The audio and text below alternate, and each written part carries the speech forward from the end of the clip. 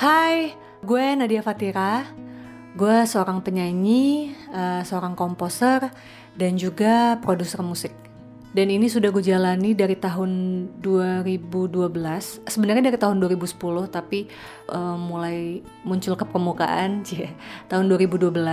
Terus gue juga beberapa kali terlibat dalam film sebagai penulis lagu untuk soundtrack maupun bikin ilustrasi musik gitu, kayak scoring film.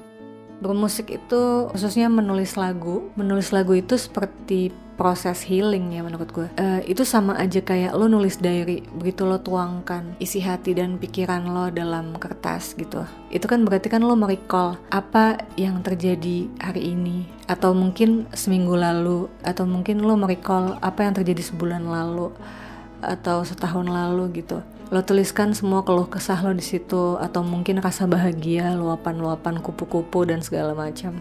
Nah, begitu lo tulis kan lo baca ulang, lo jadi memahami diri lo lebih dalam atas kejadian saat itu. Mau nggak mau lo jadi mengolah rasa kan, karena lo berpikir keras kata-kata apa yang lo harus lo tuangkan dalam cerita di lagu lo itu.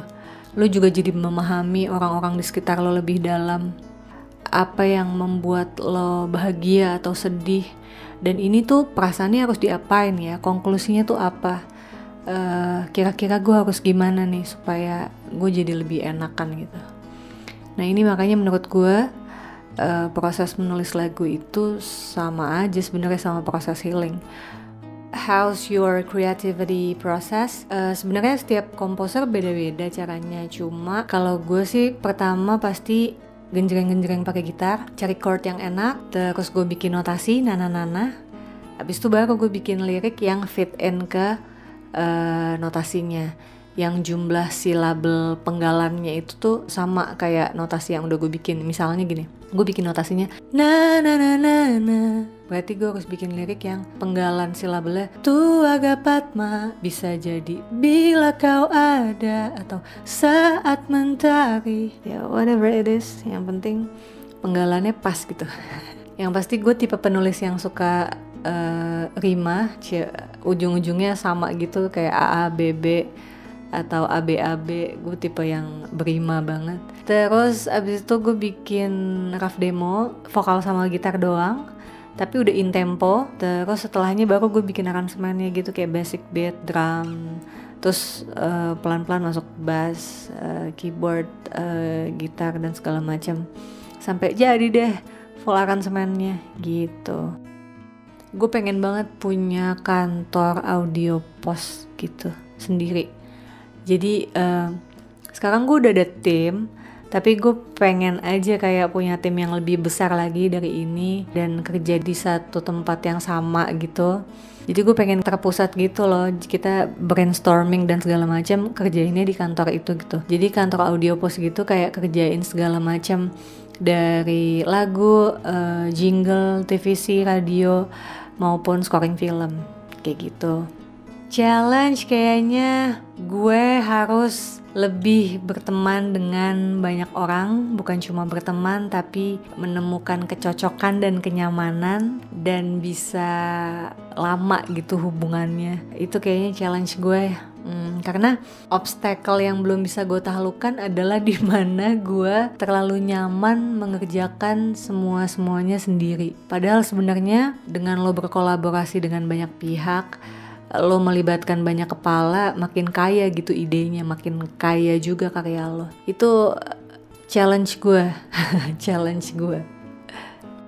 Hidup dengan konsep minimalis dan live in the present.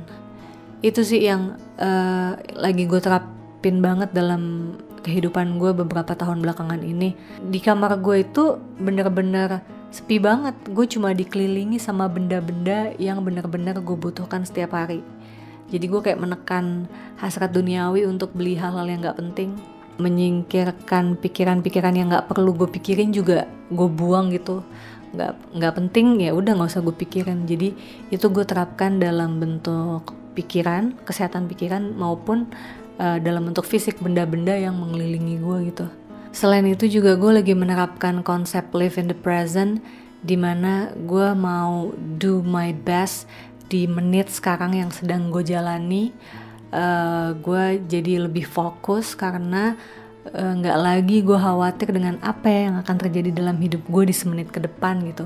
Karena dengan adanya rasa khawatir, gue jadi nggak fokus sama menit sekarang ini, gue nggak do my best. Padahal sebenarnya kalau gue melakukan yang terbaik untuk menit sekarang yang sedang gue jalankan, ya bisa jadi gue mengumpulkan the best remah-remah roti menuju masa depan yang pasti hasil akumulasi dari best moment itu gitu. Konsisten kali ya, basi ya. Tapi gak ada lagi pesan lain selain konsisten, karena lo gak pernah tahu, jangan-jangan lo udah tinggal setengah langkah lagi menuju pintu itu terbuka gitu. Jadi keep trying. Karena menurut gue orang yang sukses yang sedang ada di puncaknya saat ini adalah orang yang persisten, mencoba terus ngetuk pintu manapun gitu, sampai akhirnya dia dapat spotlight. Selain itu ya lo asah terus aja skill lo, karena semua yang master itu pasti pernah cemen sebenarnya. Lo kan jadi jago karena lo terus menerus melakukan hal itu gitu. Mendapatkan banyak benturan, terbentur, lama-lama terbentuk.